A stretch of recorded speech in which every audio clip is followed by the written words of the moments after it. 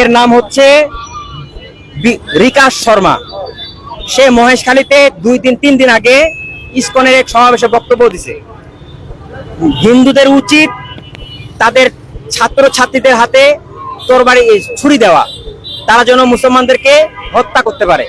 প্রকাশ্যে মুসলমানদের হত্যার হুমকি দেয়। এর পরবর্তী ঘটনা হচ্ছে এই লক্ষ্মীপুরের রায়পুরের ঘটনা। এখানে আমি পড়তেছি, এখানে তাদের হিন্দুত্ব পেজ থেকে তারা লিখছে, লক্ষ্মীপুরে একই পরিবারের মা মেয়ে সহ 4 জনকে গলা কেটে বলি দিয়েছে সাহসী হিন্দু যোদ্ধা রামসৈনিক অন্তর মজুমদার।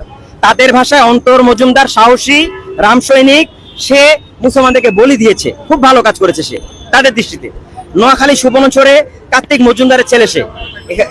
রাম মন্দির বানানোর বিরোধিতা করার ফল বাংলাদেশের মুসলমানদের হাতে নাতে ধরিয়ে দেওয়া হলো।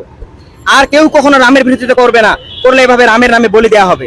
তাদের বক্তব্য দ্বারাই প্রমাণিত এই রায়পুরে মা এবং 3 মেয়ে সহ 4 জনকে হত্যা করেছে কেন। আমার সংগ্রামী নেতা কাজী আহমদ বলেছেন যে এই অন্তর মজুমদার সেই পরিবারটাতে দিকে ছিল কোনো পুরুষ নাই।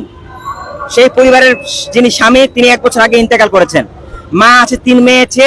হিন্দুরা বরাবরই গ্রামে গঞ্জে সব জায়গাতে মুসলমান, গরিব, কম ক্ষমতা সম্পন্ন দুর্বল পরিবারকে টার্গেট করে। এই পরিবারগুলোতে গিয়ে তারা ডাকাতি করে, লুটপাট করে এবং ধর্ষণ করে।